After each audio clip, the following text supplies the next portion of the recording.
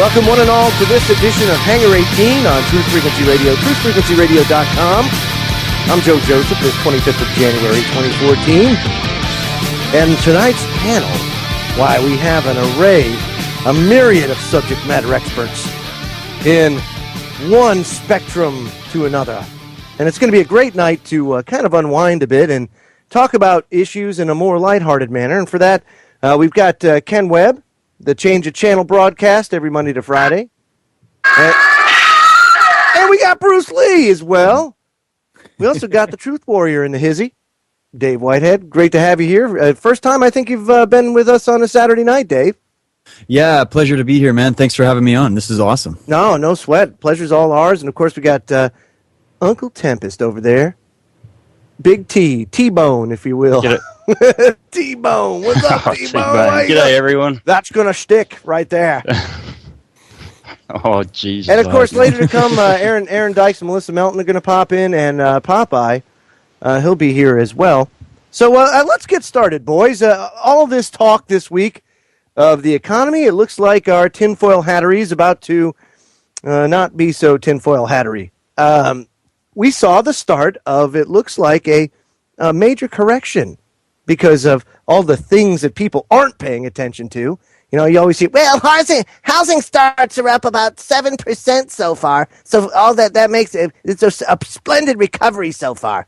Metadata. Metadata. I mean, this is crazy. So you know, it's funny. People are still out there trying to defend this quasi-recovery that we're experiencing here in the United States. I don't know how it is up in Canada, Dave. I mean, are people up there as delusional as they are down here?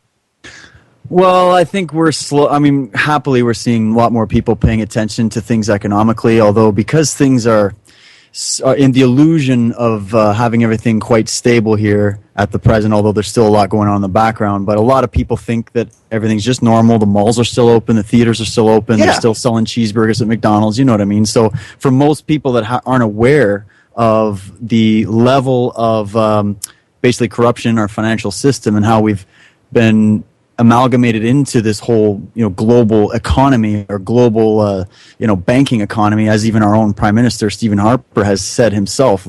I think that a lot of people are sort of in for a bit of a rude awakening, although there is hope because we have former Defense Minister of Canada, Paul Hellyer. He's been speaking out for quite some time about the banking situation, the sort of the global banking cabal and the situation with that. So it's good to see that we do have people that were, you know, at least in government or aware of these issues that are coming out and speaking after their retirement and really trying to let people know about it. So the people I've been talking to, especially the young generation here, they are wide awake and they are ready to try to look at some more solutions that are going to be viable for everybody. So I'm pretty optimistic. No, that's cool, man. Especially in the United States, you know, we the younger generation gets it because they know what a raw deal it is. They're the ones looking for jobs now and they can't find them, you know, getting out of school. They got all this debt.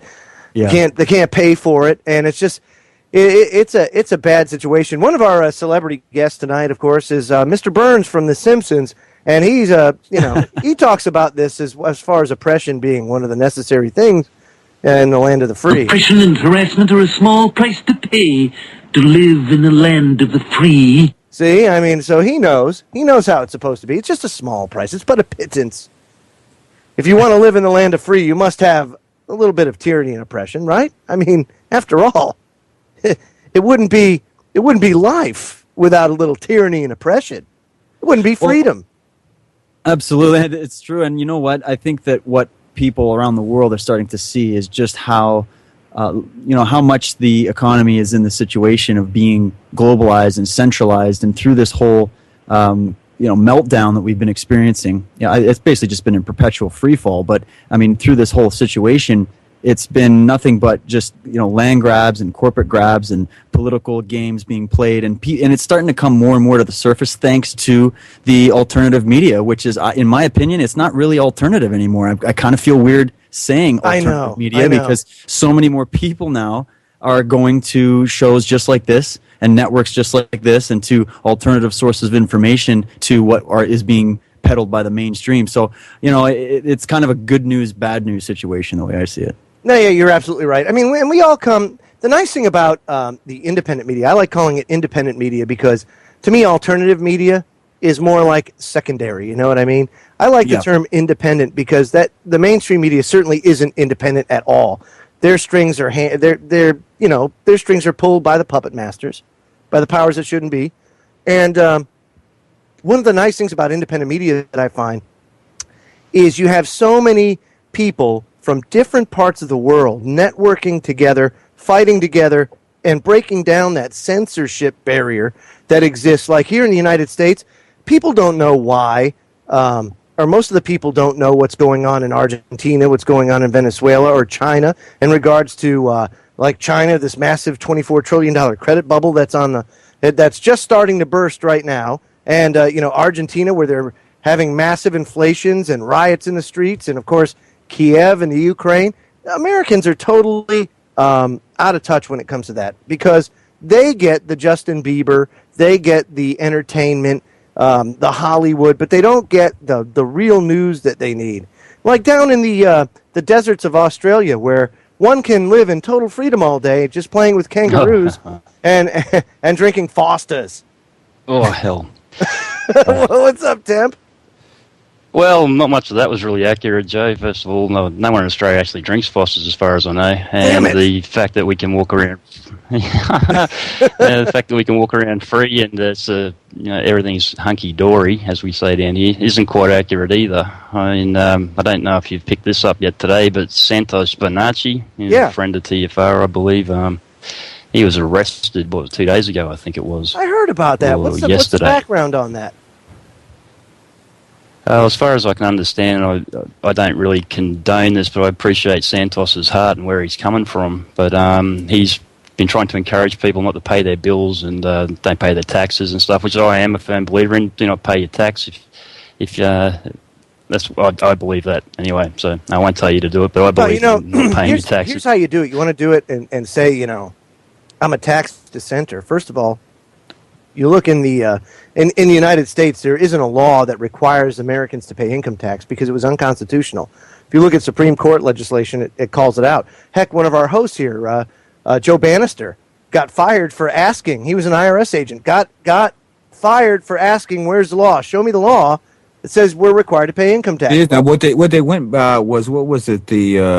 What amendment was it they keep going back to? But which the Supreme Court throughout the last century has went through and said it gave Congress no new taxing powers. Right. As far as work tax. It's one of the 18 enumerated powers. But it is not legal for them to do it. The only thing that it is if you file, then they can get you if you withhold information. And on the state level, only the reason why you have to to file on the state level is if you have to, and that's the very first part of any of the state stuff that you file on, is if you have to file federal, which there's no law that you have to file federal, so you shouldn't file any of it. And there have been people who have gotten off from that when they've been taken to court because it really isn't legal.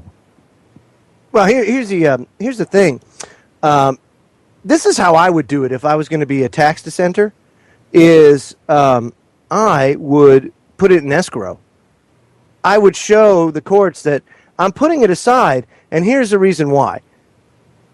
Because we're funding our enslavement, we're funding a broken system, and until Congress comes correct, I can't possibly, in good conscience, pay them the money. But it's there in an interest-bearing account, just waiting for them to do the right thing, because all they got to do is come correct. Just do what your oath says to do, that you'll support, protect, and defend the Constitution of the United States. Just do that. And if you do that, I'd be more than happy to give the Treasury the money. But I can't do it if they're not doing their jobs. Because I would be, how would I put it, a boss that's not really doing his due diligence. And that's what we are. We're all the boss. You know what I mean? And people fail to realize that. We're not the slaves. They're not the slave masters. Same in Canada, same in Australia, same anywhere throughout the world. They don't want the people to understand or believe that they have the power. No, that's so true. And if I could just speak to that for a second, sure. I mean, here in Canada, we have a lot of media paying attention to what's been labeled the free man movement, which is what has become sort of a negative word for people that are not interested in paying these criminals their money. And basically what we're dealing with is a massive fraud. This is worldwide, and it doesn't. You are not paying the government, the treasury, the money at the end of the day, because they are just paying back compound interest on debt that they owe, that they have registered you as they've put a lien against you. And this is where the whole history goes. And this is where someone like Santos Bonacci is coming from, is that he's just been doing a lot of research. And I've spoken to him many times, and I have a lot of respect for him and what he's done. And when you go up against a system like that, you absolutely need to know that you are dealing with the mafia. Right, so even if you're right in your argument, even if what you say you can demonstrate and show that there is no law for them to garnish your wage like that, and that they're actually committing massive fraud, even though you can demonstrate that, they have all the enforcement in their back pocket, and so you are dealing with fire here. And I wouldn't want to. It's not that I don't want to pitch in the pot, because you want the fire department. You know, if your house catches on fire, you want to pitch in the pot to pay the firemen to come out and put the fire out on your house. Either you do or you don't. It's the freedom and the choice thing that really gets me. It's like, I mean, if people, I would want to really pitch in the pot if I knew where the money was going, if it was going to things, other than what it's going to. But as far as income tax, no, there is no law. And the fact that they do like they do about it, when there is really no law, but they prosecute people, they take their property, they take their wages, they take their retirement, they take all of this stuff. When they cannot show you. Aaron Russo did a really good documentary on this, and he talked to the IRS agents too, and they couldn't. They could not. Nobody could really show you the law, and he went over because there's no specific blanket law. Right. And it's not even about the income taxes. That's crap, man. No way. Well, we didn't sign up for that. We didn't agree to that. But, if you wanted us, like in a local community, like in your community, to chip in the pot, then, you really should. There shouldn't be any question about it. Unless you want your house to burn down, the fire department sit down on the corner and roast marshmallows or something, and it's like, hey, well, you didn't want to chip in the pot or something like that. So, I mean, that's the way things work. I mean, it should be different, and everybody should help everybody out. But if it is some kind of chipping in the pot, then I wouldn't mind that. But it's the choice of the matter that really gets me. And the laws, like they take people's property, their farms, things that have been in the family for a long time, because people refuse to pay because they can't show them the law. And judges are sitting there actually prosecuting these people, and juries are actually prosecuting people when there is no law, and it doesn't make any sense to me. It's just right. Well, they get you. Here's the thing: if you look at the income tax code, you will find that there are certain jobs that are required to pay income tax. There's certain type of jobs that are required to pay income tax, but it's not a blanket thing. And the way that they get you, a guy by the name of Mercer wrote a great book, and I have it. If anybody wants an e-copy of this, you can email me at info@thefreedomlink.net. That's info@thefreedomlink.net, and I'd be glad to send it to you. But it's called Invisible Contracts, and he goes through all of the invisible contracts that you enter into, and that's how they get you. It's for a contract violation, believe it or not. You're violating the contract that you've entered into that you have no idea that you entered into, and that's the issue. Is when you look at all this stuff, and you get into the sovereign citizen or freeman movement or anything like that, all people are trying to do is get out of that corporation, that corporate mentality, and bring back that individual sovereignty that this country was founded on, the whole concept of individual sovereignty. So, no, you're right. And the way that Santos went about it, I agree, was the wrong way to do it. Not that I disagree with him in his philosophy, because I don't. I agree wholeheartedly with it.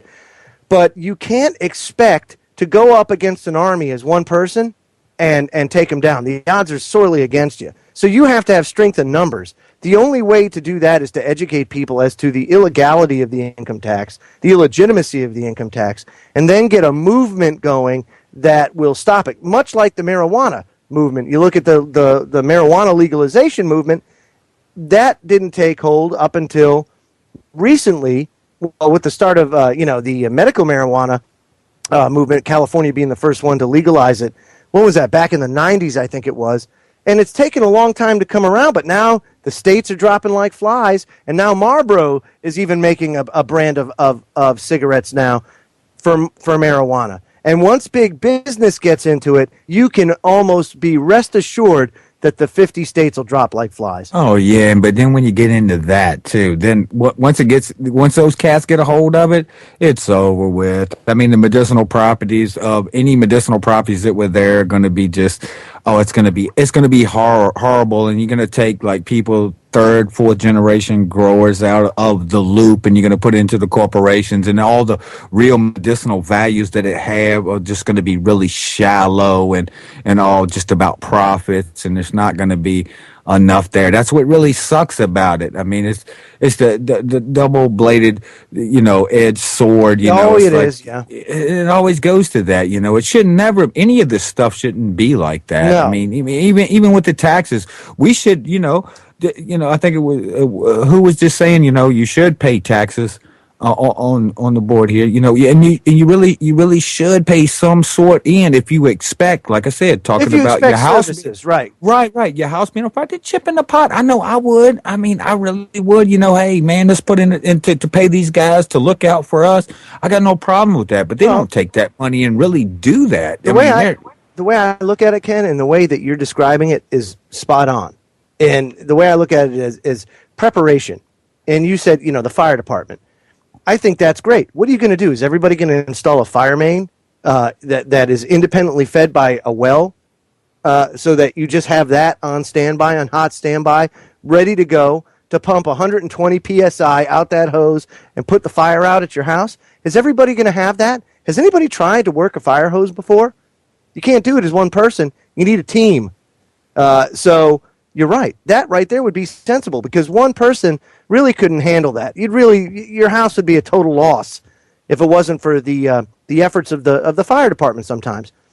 Well, I think what we're talking about here ultimately, guys, I mean, correct me if I'm wrong, but we're just, up against the fact that our governments, no matter what country you're living in right now, are very much becoming federalized and the power is going up. And so if you're pitching in some kind of a contribution to your community, to your province, to your state, and that money is actually being used for these types of things like healthcare, education, having these types of systems in place, fire departments and police or whatever, these types of things, absolutely. But we all know that this is not where the majority of this money is going. The fact is that this system has been created, and people need to maybe understand this, is that it's been set up so that we actually are the ones that feed it and continue it to build and grow. Sure. And what I think people like Santos Bonacci and others are trying to attempt to do is to try to put themselves on the line and say, well, I don't have any other suggestions right now, so we're going to go for this, and we're just going to start leading by some kind of an example. Now,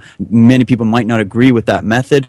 They might say, hey, you're crazy, you're putting yourself up against the mafia. But at the end of the day, we are the ones that support this pyramidal structure. And if we can start pulling away from it in one way or another and move more into community-oriented type of things, or getting together with your neighbors and saying, hey, if you got my back, I got your back type of thing. And even community gardening, we've got a lot of that kind of stuff going on around here, and I'm very encouraged by that. So co-ops I think and stuff. Yeah, exactly. So working together and just taking this drip feed power structure away that they have set up, so that all the money and all the control and all the law writing and all that kind of stuff is going up to the top, whereas we need it to go the other way around. Amen to that. Popeye joins us now from the Everglade National Swamp. What's up, buddy? Yeah, you can make fun of me all you want. You can make fun of Florida. I know South Florida. I've even said it. It's shaped like a sock. It's like a filter. All the crap from the country, seems to roll down into Florida. That's fine. You can laugh at me all you want. It's about 68 degrees and slightly humid outside, and I'm walking around with a T-shirt on. So Jedi craves not these things. Hey, thank you, Yoda. He stole the words right out of my mouth. I don't care about 68 degrees. Come on. It's like minus 30. I was going to say, it's like 8 degrees here. I'm sure. That's what I'm saying. It's nice. You can make fun of me all you want. It's nice, 68 and sunny. Come down, visit. Have a cocktail. Jealous. You're just jealous. I'm totally That's preposterous. Well, okay, so Popeye, we're talking about this the sovereign citizen movement, the free man movement, tax dissension. Uh-oh.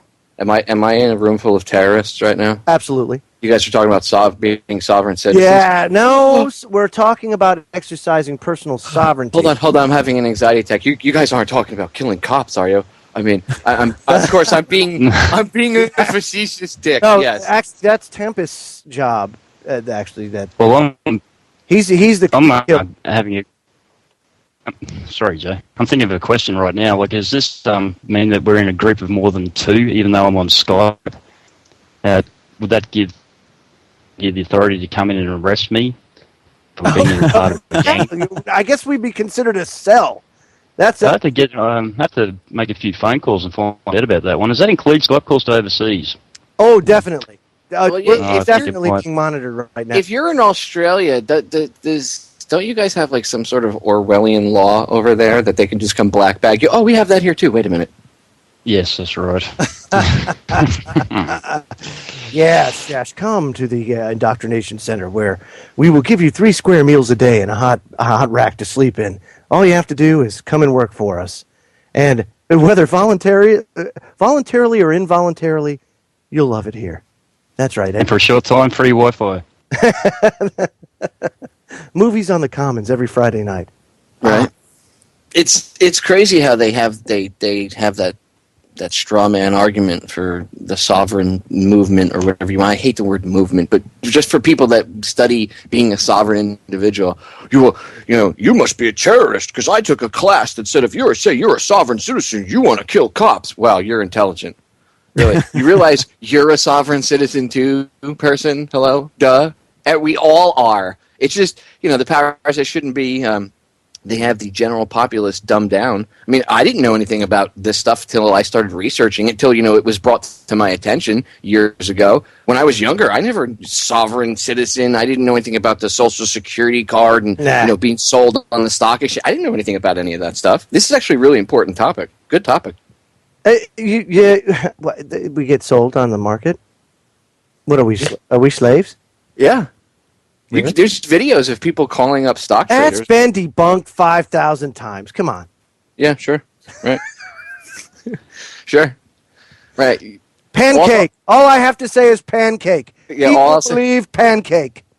Well, you know what's funny is when you actually look up the meaning of words. This is one of the biggest rabbit holes for me, is when you go into legal dictionaries or even just looking up in Latin dictionaries and stuff where these words come from. And when you look up sovereign and you break it down, it comes from the Latin adverb super, which just means above, and from the Latin noun regnum, which means rulership or control. So really, it just means one who's above rulership or control.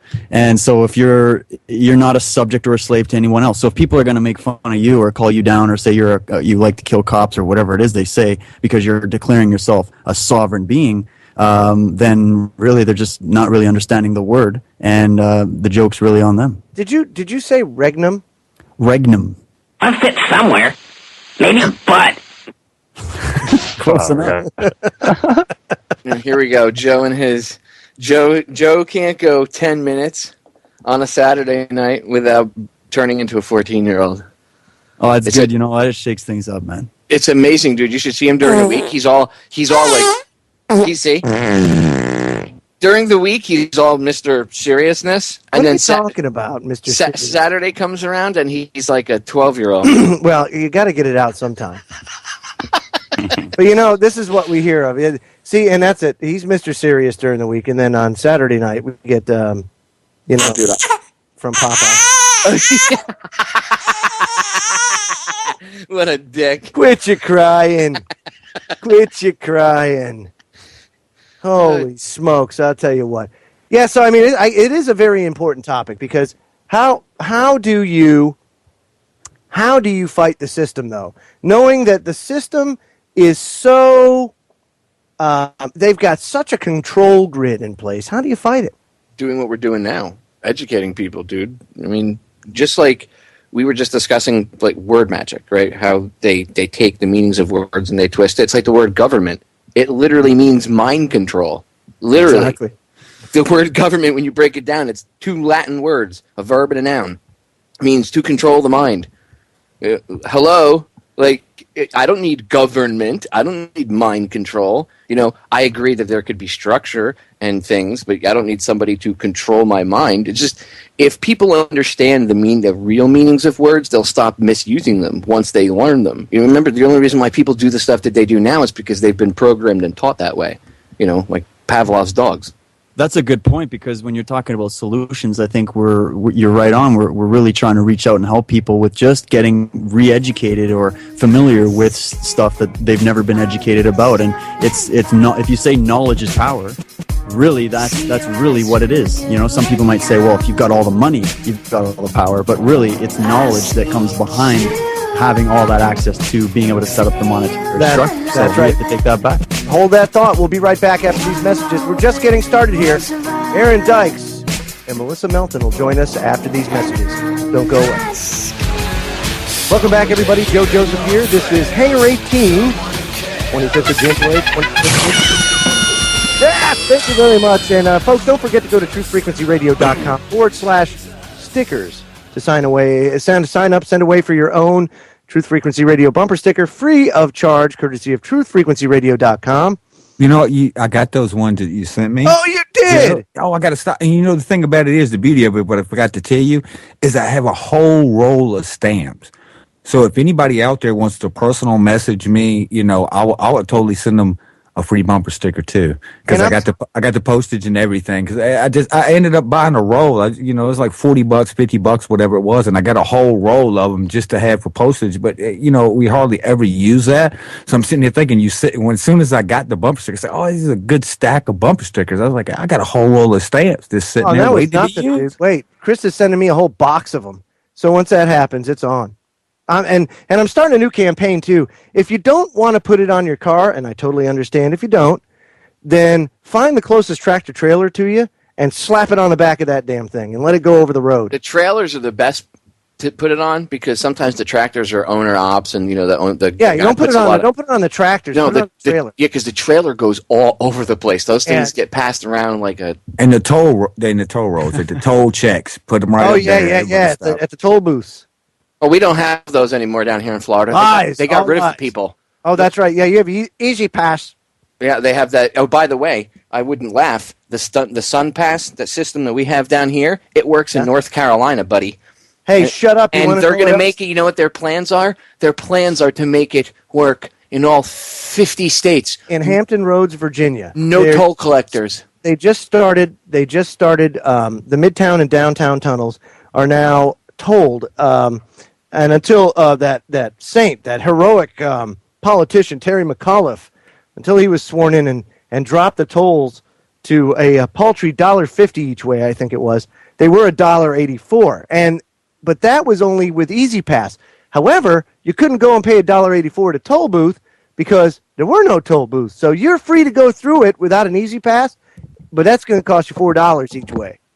Yeah, because then it's toll by plate. That's what they do down here. If you don't have the Sun Pass, they charge you, I think it's $1 for the Sun Pass, and then if you don't have the Sun Pass, they charge you they'll charge you, I think, $1.25 for the toll, but then they charge you like a $4 or $5 convenience fee for them taking a picture of your plate with their camera and mailing you the picture of your the car. bill. Yes, that's a convenience creepy. fee. Mm-hmm. That's right. Aaron Dykes and Melissa Melton of TruthStreamMedia.com is here to save the day, and I'm so glad that they're here to join this awesome panel of subject. Going by the minute. I forgot what they're called, but do you guys see that you can get some kind of spray aerosol thing that makes your license plate invisible to those camera readers? Yeah, it's called a spray. Yeah, it creates like a glare over top of the license plate. Can I just have that for my entire being all day long as I walk through the burqa? Well, they have an invisibility cloak, but I don't know if you can get one. Oh. No, we need to spray it on each one of us, to spray it for the cameras on our computers and our cell phones. I just want that all the time as I walk through the daily Merca. Joe shops at Merca. He goes over to Walmart. We make jokes about Murica is the reality TV show that stars our government now. Well, you're treated like cattle when you can feel invisible in society while being watched by hundreds of cameras all at once. Guys, hold on. I have breaking news. I have to interrupt this news right now. I'm sorry. Justin Bieber was arrested the other day. It's more important than anything. Oh, my God. No, please don't. No. No. Please, did it involve his Lamborghini? It matters. Can I tell you something? It's not even his Lamborghini. And I called it out the other night on air. I said, I guarantee you I know where those cars came from. It's a rental car place right on the beach when you come over the 5th Street Causeway in South Beach. I used to live down there, so I know the place very well. I was dead on the money. He rented the cars right where all the other douchebags that go down there and rent cars to look cool. Okay, when you see a Lamborghini or a Ferrari driving around South Beach, 95% chance it's rented from this place. Okay, people come down there, they rent them, and they cruise Ocean Drive to try to pick up chicks in their Lamborghini. You forgot to say in Merca. Yeah, in Merca. At the end. It's such losers, dude. It's so fake. Sad that we can do a video all day long about how our food is being systematically poisoned on purpose, and it affects everyone's lives personally. You, your kids, your mom, your friends, your mailman. We can have a whole video on that. We can cite sources. We can show proof. That gets a few views, whatever. Someone cares, maybe. We can do a video on Justin Bieber getting arrested, which I actually auto-tune part of because I'm that big of a dork, and get 9,000 views in 2 days. I just want to point that out. Yeah, I mean, and that's the whole thing. That's what's always messed me up about YouTube. It's like you could put it's like sporting events, and it's not that I really have anything against sporting events or anything like that, but like you can have just hundreds of thousands and millions of people out there that are so into it. And it's like, how do you get people out there to really care about the food that they're feeding everybody? And all of this stuff they're putting in the water, they're spraying in the air, they're doing, I mean, everything that's going on. Where can't you get that gump from that many people? Like a coliseum just full of people, a whole stadium full of people. Can't you get that group of people together to actually do something that really matters other than the competition? My team, your team, I hate you, you hate me. It's just easier to fawn over the distraction than it is to deal with the stuff that actually affects people's lives on a personal level. But how much of a bunch of, how big of a country of D-bags do we look like right now to the rest of the world when they all saw MSNBC? I mean, that clip's gone viral, where they interrupted. They're talking about, the police, the NSA spying on you, looking through your emails. Like, don't worry about that. Justin Bieber was arrested. Oh, my God. Dude. CNN had live helicopter footage of a building I guess he was in. We need live helicopter footage. Yeah, not only has Justin Bieber been arrested, but I want to see that from the helicopter. How much in fuel? The detention facility they have him in, where they had him at, they had him at the South Beach police station, okay? And it's right there on Washington Avenue. I know exactly where it is. And I'm sure from the locals, you have a first-hand knowledge of that. Well, I do. I was there. I've been there a few times. I confirmed with people that I know locally that there was a vigil. Or vigil, whatever the frick it's called. Held outside, yes, of his fans held outside. There was this huge crowd. They had more people. They had more people. This is going to piss Melissa off. They had more people out there than they ever had for any police brutality case ever. Anytime they ever protested the cops beating the crap out of somebody or shooting anybody, either here or even in downtown Miami, they had a bigger crowd for Justin Bieber. It was all 16-year-old girls. We love you, Justin. We're here for you. Hey. AK products. Hey, Popeye, Dave. Sorry. Well, that would make me really. Popeye, don't you have Tempest? Isn't Justin Bieber Canadian? Does it make you proud? Makes me proud. Oh my God! Hey, that would make me really upset if I hadn't lost my faith in humanity. So, already. I'm pretty embarrassed. I mean, it's kind of funny because you're speaking about health and the food.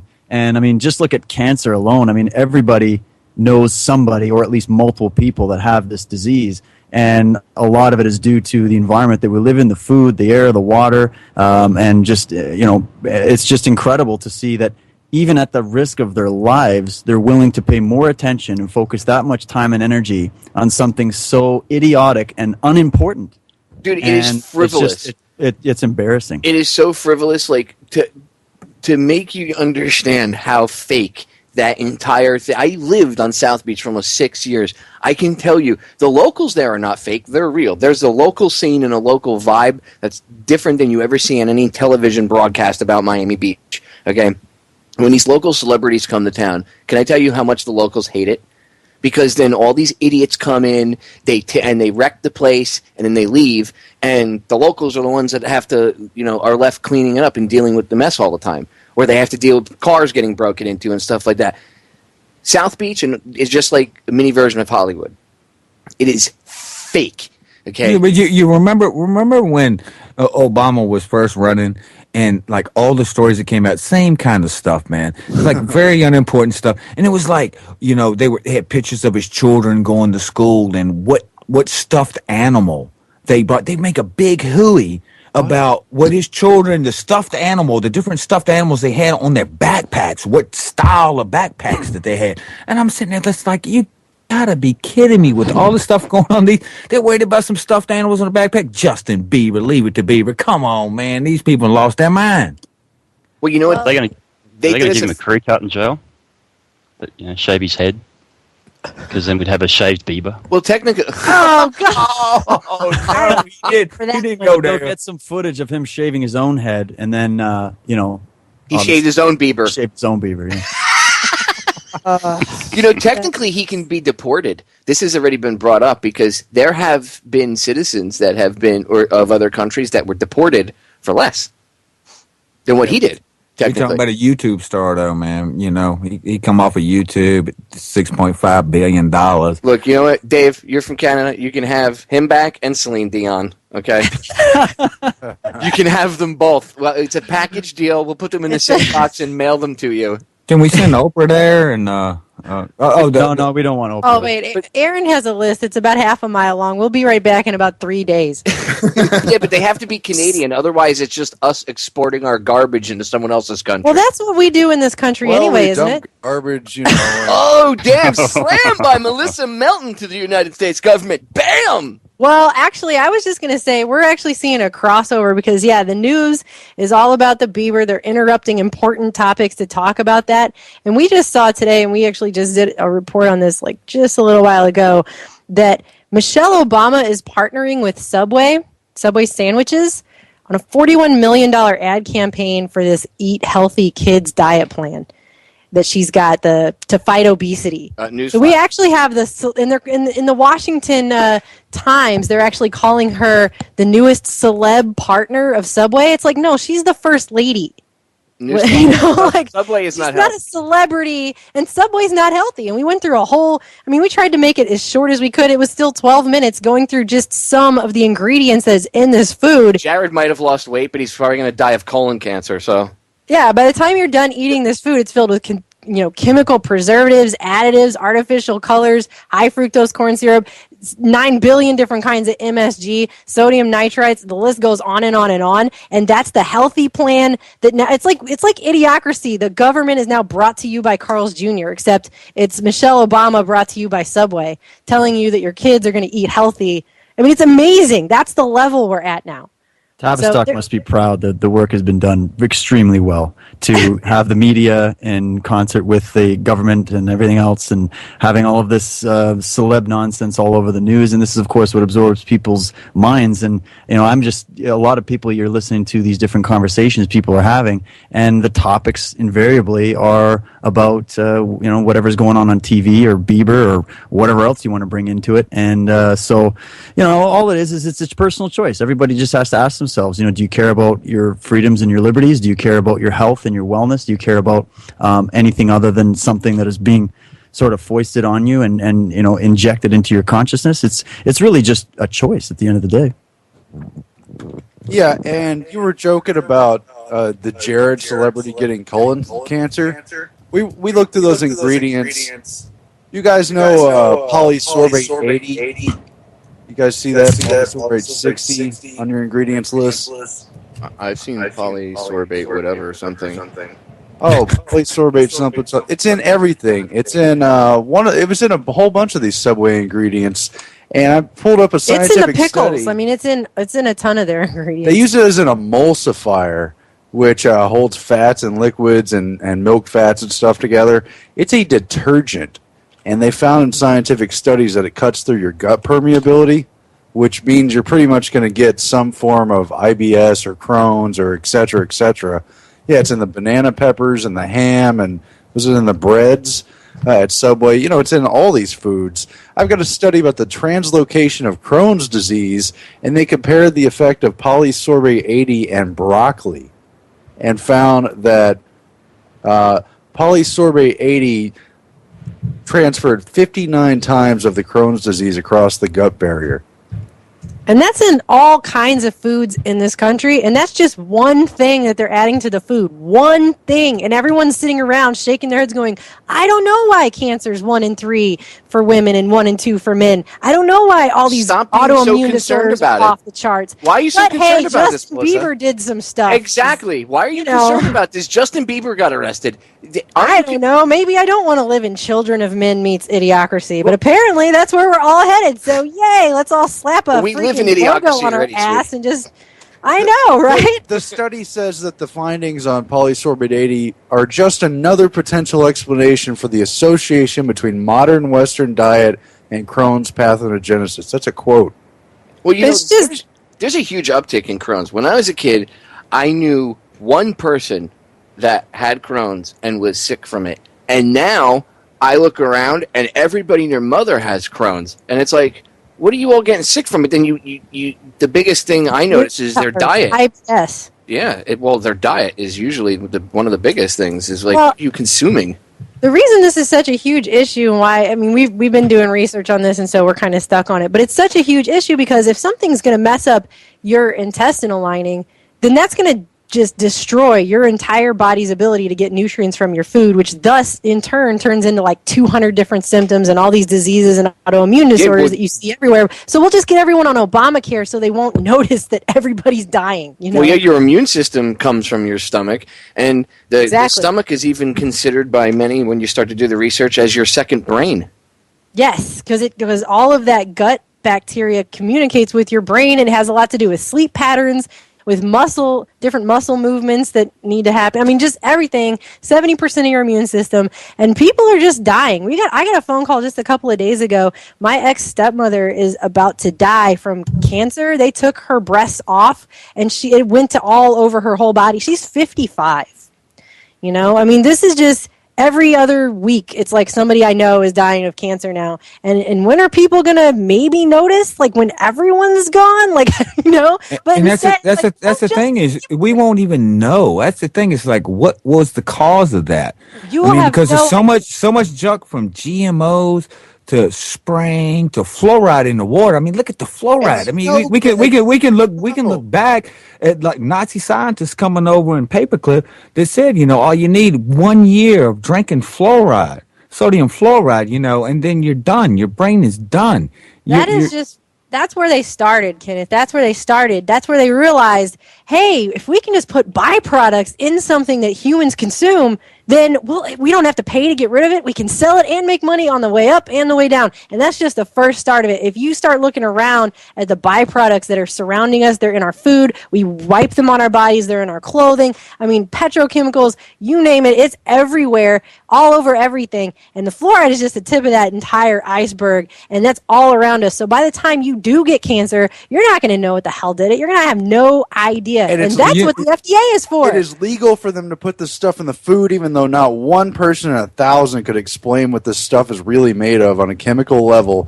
Nobody knows what it is, and they know it's harming people. And just this one study on Crohn's, the scientists are looking at ways to help people with Crohn's, and they're talking about how they know that emulsifiers like polysorbate 80 are detergents. What's a detergent do to your clothes except cut through grease? They know, and it's well known, they say that detergents in the form of bile acids cut through your intestinal permeability. And while they think That's killing people. They think it breaks down in your food, but no one has studied it, and it's legal to eat that stuff. No, it's gross. That's generally recognized as safe. Let's take it even one step deeper. Study for them to draw rainbow pictures for Crohn's patients. Let's take it even one step deeper. Okay, if you look at on, I don't want to say like an esoteric level, but if you look at on a deeper level, like Dr. Bruce Lipton type thinking, okay, growth protection, right? The two basic modes we all operate on, right? If you want to look at it, frequencies, love or fear, right? Well, your stomach is where growth comes from, the viscera. So they're literally not only attacking your physical growth, where your physical growth comes from, okay, in your stomach, but your viscera also allows you to grow spiritually. Because what happens is when you're in fight or flight, growth or protection, if your blood is going to your extremities, it's away from your stomach, all that stuff shuts down, it puts you into a different state of mind. When you're back into growth, you're in a different frame of mind, you're in a different frame of thinking. Okay, and this whole country is already, because of the fear, drip, drip, drip, drip, drip on the media constantly, every day, 24/7, is already in that protection mode, and now they're just, it's like a double whammy, because now they're putting this stuff literally into your gut. Yeah, and it gets people down. You know, they lose their physical health and they start to feel depressed, and they see what's going on around them. They get more depressed. So Big Pharma steps in, you know, to be the Superman of the day. And 70% of Americans are now on some kind of pill. Yes, you know, that's just more fuel on the quiet. That is the other thing now. It's like immediately when someone feels pain, their first response is, I better take something, a pill or something for this. It's like that's supposed to be your body's signal to tell you something's wrong that you actually need to fix. Not, let's take a pill that's going to cover up some of the symptoms, probably give me other symptoms, and also end up making me more ill probably in the long run, and doesn't actually cure anything. But of course that makes no money. Cures don't make any money. The side effects on some of these drugs are just unbelievable. So then people are taking more pills for the side effects of the drugs they're taking because of the food that they're eating. It's a diabolical plan. Side effects include coma and death. For everything, for anything and everything that you can possibly, and they're making up new stuff as they go along. Restless leg syndrome and all this crap. Don't take Ambien. It's like, come on, man. Oh, that's Joe's favorite, by the way. The restless leg syndrome medication. It makes you gamble and have promiscuous sex. Oh man, does it get any better than that for side effects? Wait, I like that they've made shift work disorder a disorder now. So like if you work at night and you're tired during the day because you work at night, that's a disorder now. You can take a drug for that. Well, it's like a pep pill and a sleep pill combo. Dude, Ambien, you want to read side effects? Sleep at night and wake up in the morning.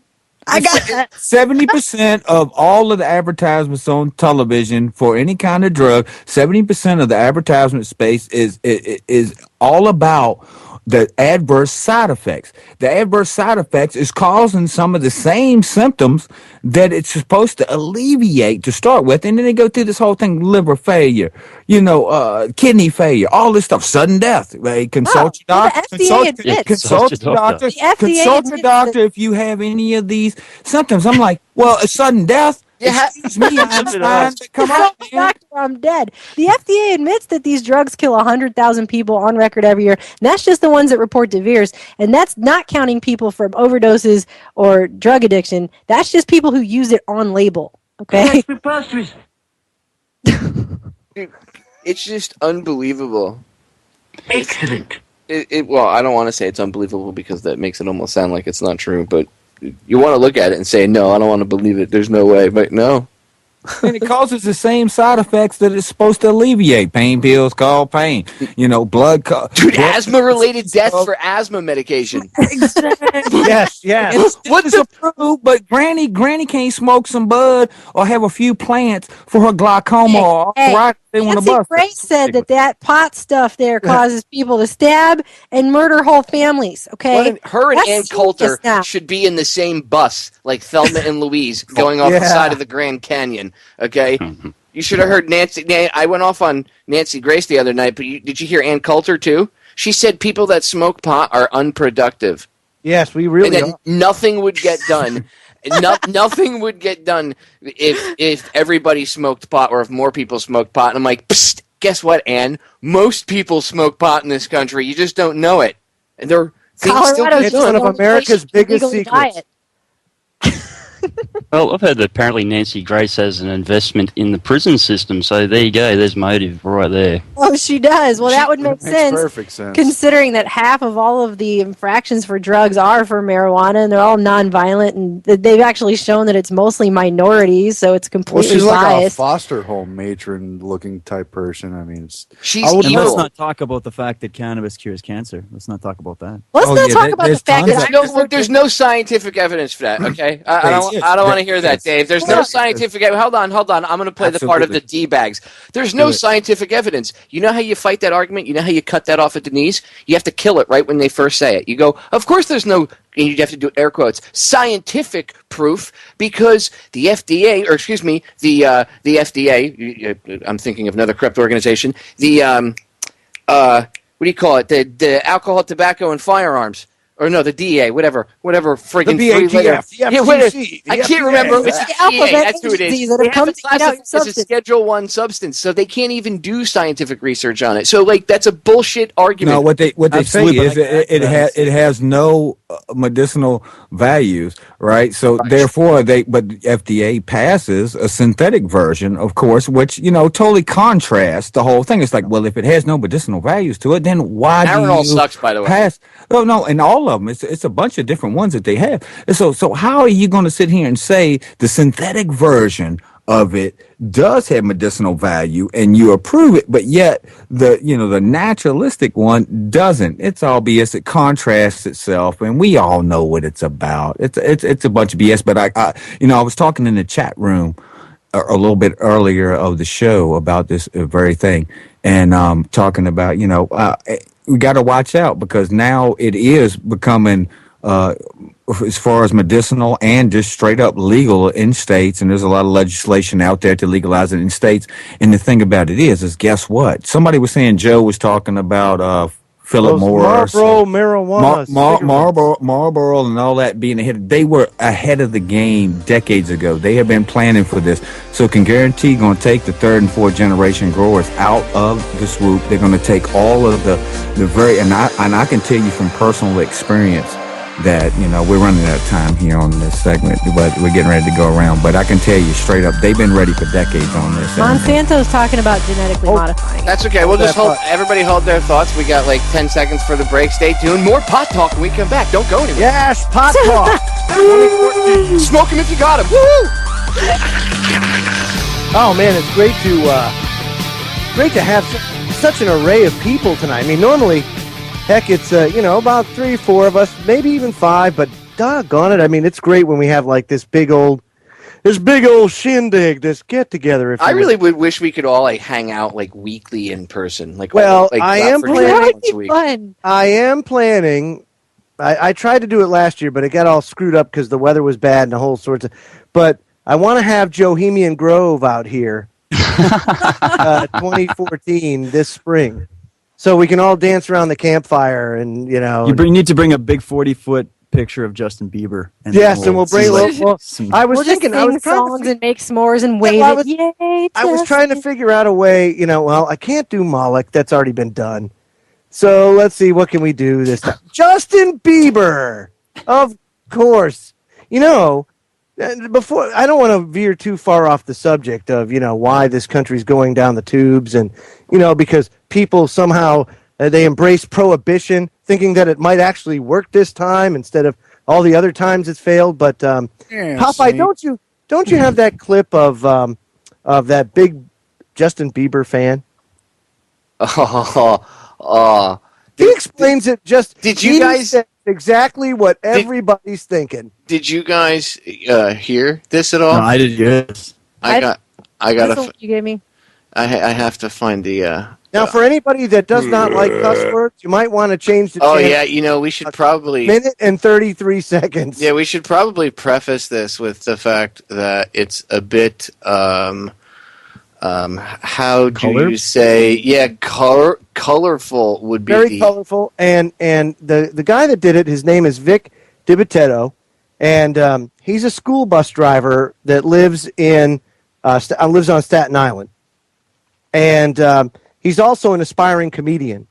But that's the background on it, and he's just kind of venting about the whole Justin Bieber thing. So you guys awesome. got venting. Kinda, just a little. Yeah, I guess you could say he's venting. Here, I'll play the audio. Check this out. You tell me if you think he was venting or not. It's in the news again, and this is serious. He was arrested in Miami for drag racing and driving under the influence. Police Chief Ray Martinez says Bieber was belligerent when he was pulled over and was also charged with resisting arrest without violence. Is he dead? Did he get killed? That little fucking punk? Unbelievable. Fuck him. Fuck, we're done. Don't you understand? We're done as a nation. This guy, he's gonna get fucking a movie now. He's gonna get a book deal. How I crashed my Lamborghini. We're fucking done. Give me that money, that little fucking prick. Give me that. You know what I'd do with that money? I'd hire somebody to wipe my mother's ass. That's what I would do with that money. Because they got too much too fast. Don't you understand? These are the role models we have for all these other little fucking shitheads. It's over. It's over. And I'm the fucking band. We're the Titanic. We are sinking. And I'm the band entertaining you people while we are... I'm 53. I'm breaking my fucking ass. 2 jobs. I'm wearing a fucking clip-on tie. And this little prick has the world by the balls and just throws her. What's he got problems? Is it a disease? Was he abused when he was fuck him! Let him crash! Let him fucking die! And if I saw him crash and die, I would pull over and eat popcorn while I see his fucking brains hanging from the fucking radiator. Fuck Justin Bieber! Okay, so... Amen. I was going to say, so now, out of all of you there, how many of you, and you can be honest, actually think that? Does this mean I can say Nancy Grace is a cunt now? Because that's what yes, I really absolutely. All the I reserve that word for several times a year, and this is one of them. Thank you. How many of you very can much. name a song this kid sings? I don't even know why half these celebrities are famous anymore. Can any of them even have a The only talent? thing about him I remember is that he did something where he took a supposedly naked picture of himself playing guitar for his grandmother, and I remember thinking, okay, we're good on that. Never need to think about you again. TMI, yeah. Can't unknow. Can't unsee.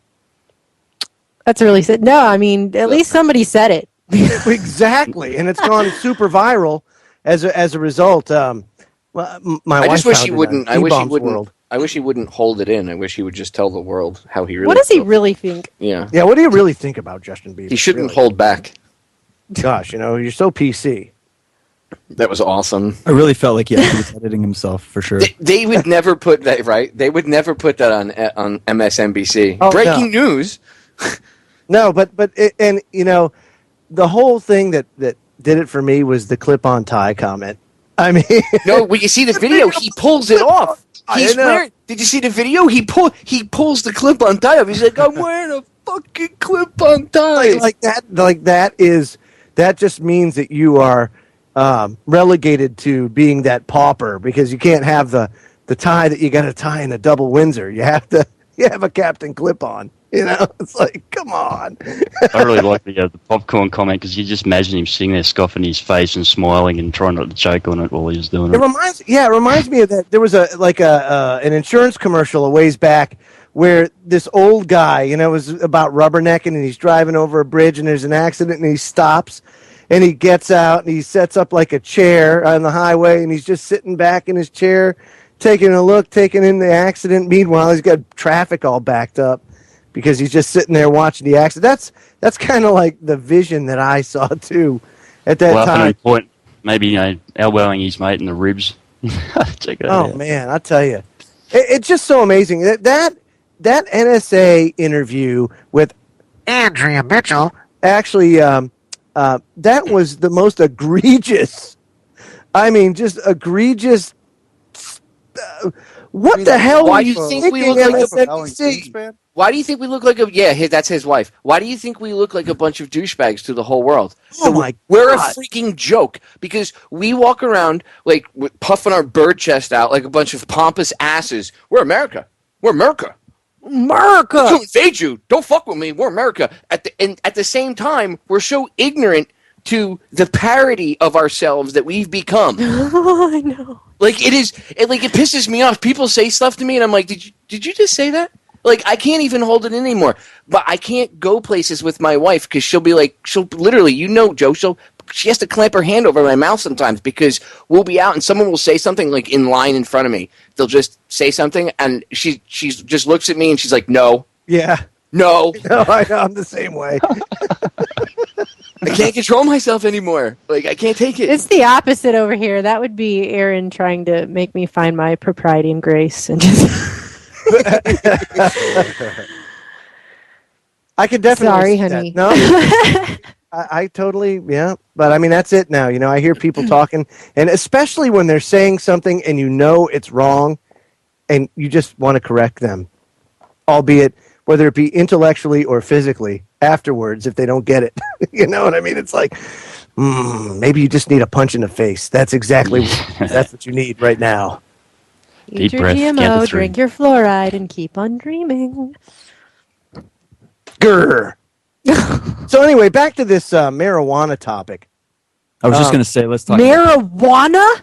Marijuana. Dun, dun, dun, dun. Hey, on your face. Say it properly. Marijuana. Marijuana. So anyway, this marijuana. No, it's cannabis. Marijuana is a term of propaganda. Hey, you know, according to Nancy, I did attach Reefer Madness to your post today, Melissa, on Facebook. Did you like that post, by the way? Absolutely. Of me in my bathroom with a handheld camera being complete dork. Yeah, I just couldn't help it. I watched that video of Nancy Grace, and I just could not help it. It's literally Reefer Madness. That's what they're doing between her and Ann Coulter the past couple of days, and a few other people, but them and those two idiots in particular. Ann Coulter was on CNN saying that potheads are unproductive and pretty much the whole country will stop because people just would be smoking pot all the time and never get anything done. And they do it anyway. They just don't talk. Yeah, like, and everybody already smokes pot. Like, duh. So, Ann probably smokes pot. She's the same dude, you know her argument was to Piers? She goes, the only reason why people smoke pot or eat a marijuana brownie is to get high.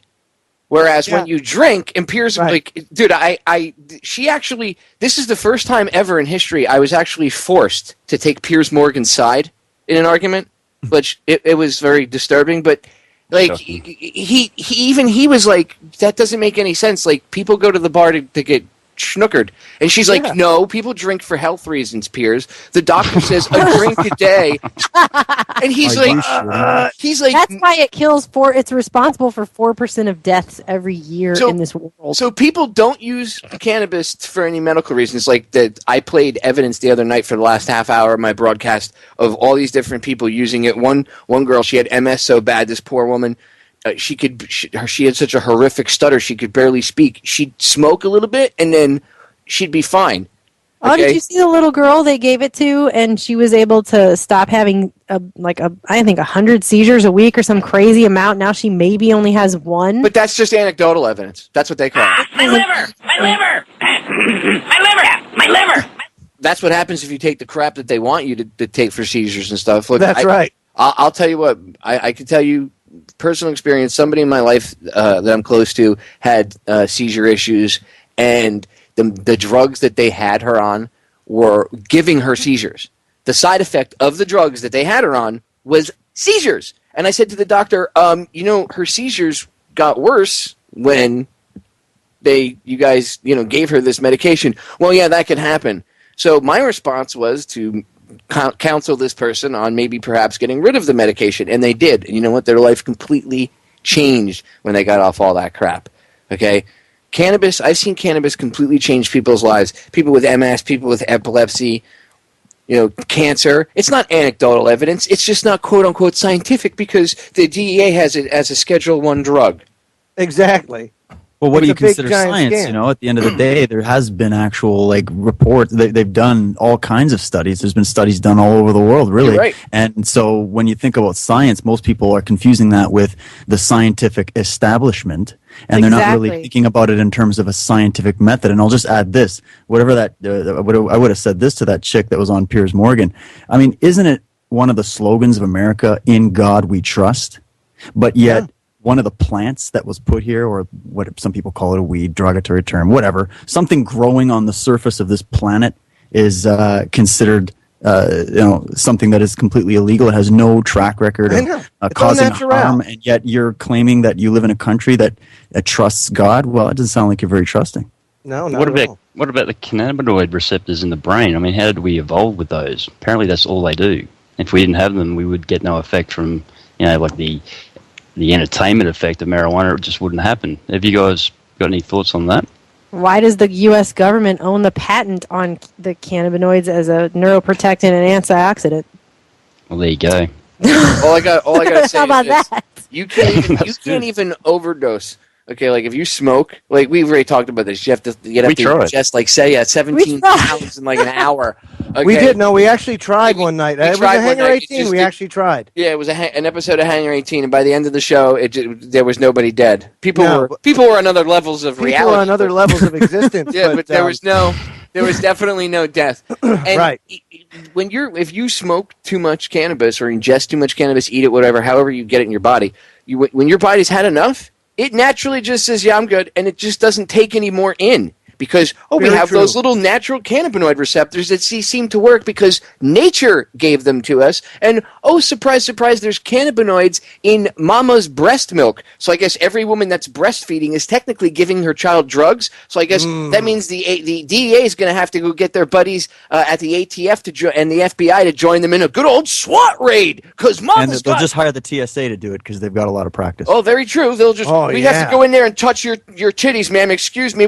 Oh, my God. You're lactating? Cannabinoids, take her down. I mean, it's how stupid are we, people? What's next? Like, oh my God, oxygen. Sorry, I was just going to say it's kind of like trying to overdose on broccoli or something like that. It's absolutely ridiculous. Well, David, how much broccoli have you eaten today? Actually, I had a lot of broccoli today. Get on the ground. Get on the ground. Yeah. On the ground now. I broke a lot. What? I'm calling the RCMP. I've got one that eats. The RCMP. They're mounted on horseback. They'll be here in 3 days. Yeah, they're mounted police. Oh, that's too funny. Oh, man. Actually, honestly, I feel bad for you Canadians because you guys are starting to pick up, your police are starting to pick up the habits of our police. Well, it's probably because they're being trained by Mossad like our police are, so. Well, hey, speaking of, I could have brought up so many points, but let's just focus on how much of a shock it was to Canadians back in 2010 when we had the G20 summit here in Toronto. And our government spent $1.2 billion of Canadian tax dollars, stuck in taxes again, and they built up this big, basically, prison camp and declared it a separate corporate land, basically, so that if you're walking on there protesting, no matter where you are, even guys coming home for dinner, they weren't even at the protest, get thrown into cages for 36 hours. There was horrific stuff that went on. Actually, a good friend of mine, Dan Dykes at Press for Truth, great Canadian, great guy in Toronto here, he documented it with that film Into the Fire and showed Canadians just how susceptible we are here in Canada to the same kind of brutal police state that we see going around the world. So big wake-up call for Canada, absolutely, and it's just been getting worse ever since. What a coincidence theory, David. I know. I'm one of those coincidence theorists, eh? Well, it's all to show how get your tinfoil. All to show how democratic the globalists are, how their new system's going to be so, full of rights and freedoms. Freedom. It's freedom when you have a one-world government. Trade. Anybody remember the protester getting snatched off the street by private contractors?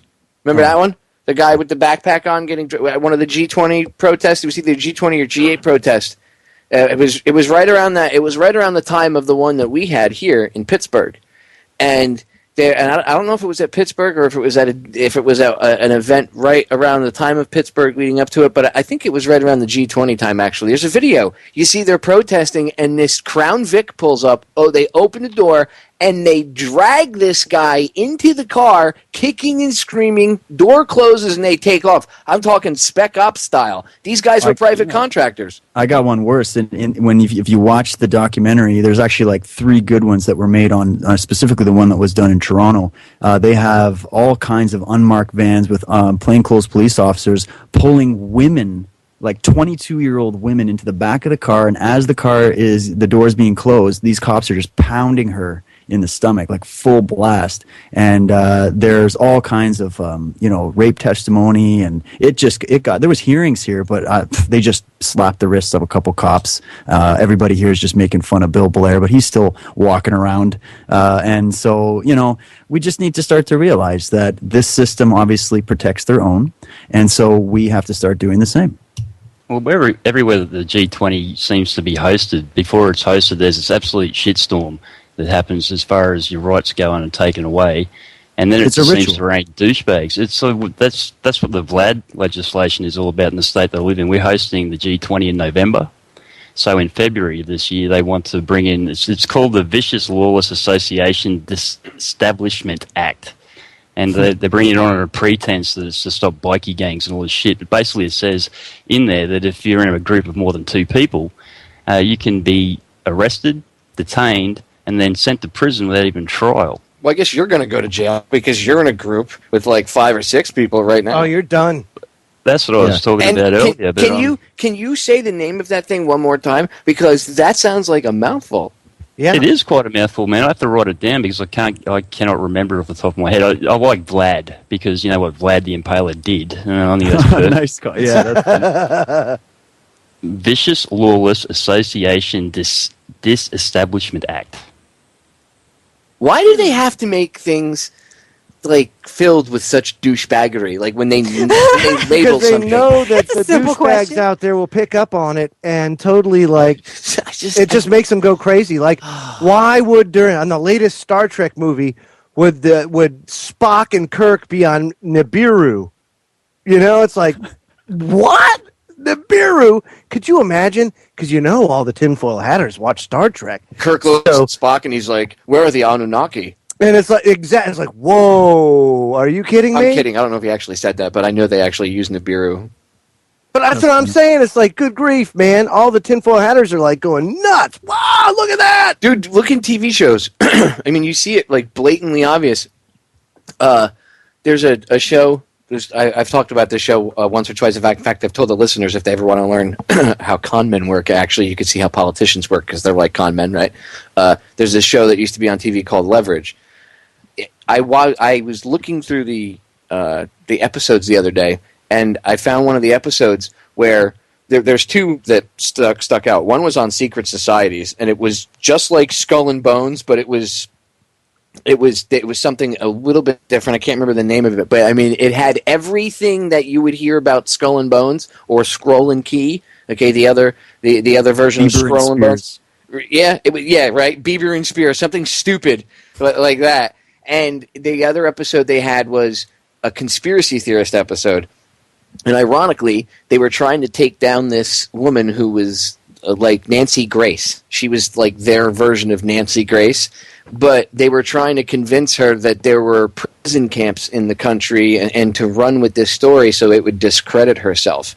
And then she makes the comment in the thing, when she wouldn't run with the story, she goes, "I'm not going to run with that. Prison camps don't make my listeners feel scared. Prison camps make my listeners feel safe because only bad guys would go in those prison camps. Americans would never go in there." And then she walks away, and they had to go change the story. But I was like, oh my God, it's right in your face. And people still, to this day, will say that that's a conspiracy theory.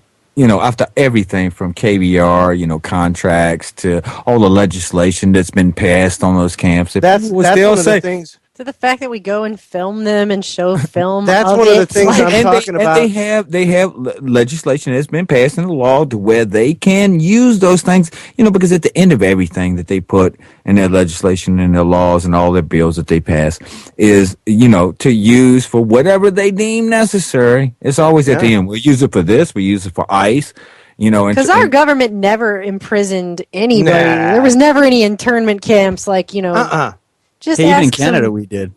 We still have them now. I mean, with people in them. It's called. Man, what are you talking about? Reservations. Hey, why don't you just ask Mr. Sulu? Speaking of Star Trek, why would you bring up Mr. Sulu right now? Because when Takai was a little child, he was in a prisoner of war camp, in a Japanese prisoner of war. Oh, that's tinfoil hattery.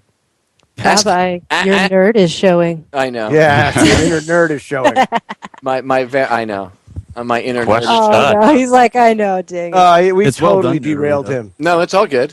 Seriously, totally ask Takai. Ask him what he thinks about prison camps. He's actually done this thing he was doing this thing on, I don't know if it was Broadway or off-Broadway or whatever. He was doing a play for a brief period of time. He still might be doing it, where he was reading a I guess, either a book or a passage that he had written about when his time growing up. And it's pretty powerful stuff. Like, Takai is a jokester and he's a good actor, but you put that aside, when you hear him talk about the Japanese internment camps, like you could see it, like it still bothers him, and he's an older man now. He's old. It's happened when he was a little kid, and it still affects him to this day. So, I mean, people need to pay attention. No, they'll never put us in prison camps. That's just a conspiracy theory. Except, hey, why is that big building with barbed wire going up over there? I wonder how many conspiracy theorists there has been throughout history. Right? Anybody that was against the establishment? Yeah, that's basically it. You had a theory, there was a conspiracy. Well, before that, they were called heretics.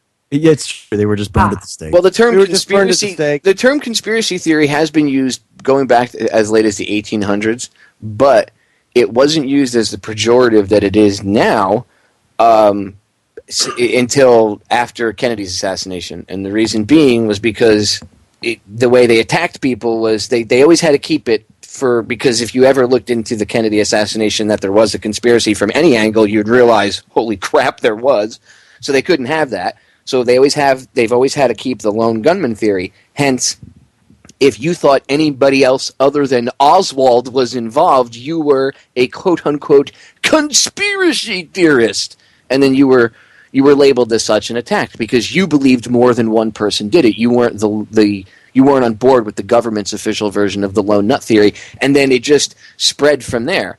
And then now, I mean, conspiracy, now the word is so misused, conspiracy itself, it's ridiculous. Conspiracy is a real word. People get charged with it in court every day. They go to jail for it. Dude, we're capable of conspiracy, but those in charge are never, ever capable of conspiracy. Like, if we got money to pay the media off. If Dave and I sat together and said, you know what, after this show, we're going to go knock off a 7-Eleven together and, rob it. One of the things that would happen when we got caught, right, would be we would get charged with conspiracy to commit robbery.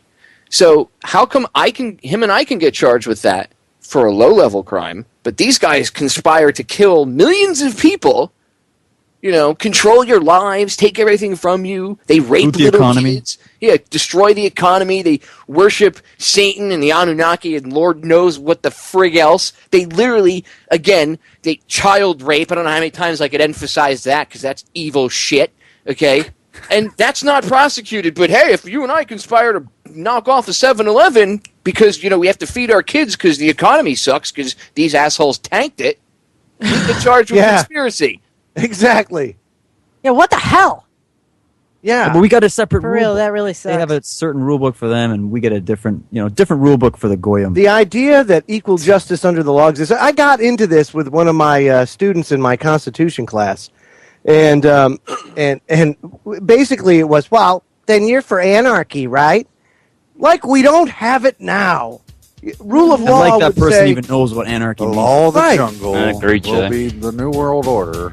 Exactly. Look, I don't know about the rest of you, but if I don't have a Bush or a Clinton or an Obama or a Kerry or somebody to lead me, I don't know how to get through my day. You don't feel. Well, don't worry. We got Hillary 2016 coming, so woohoo! More crap. What is it? Giant turd giant douche or turd sandwich. That's going to be our choice. Stay tuned. Yummy. Break sneaking up. Don't go anywhere, ladies and gentlemen. We'll be right back. Uncensored as always. We are back on Hangar 18 with everybody, and that's my bringing it back in. That was beautiful. That was beautiful. Wait, no, let me try one more time. We're back. No. You'll be great. Gonna have the whole world on a plate. Can't wait to talk about. Whenever I hear that song, I always think of that scene from Airplane. Dude, that's the best scene in Airplane. Absolutely. Ethel Merman. I mean, one of the immortals. Well, I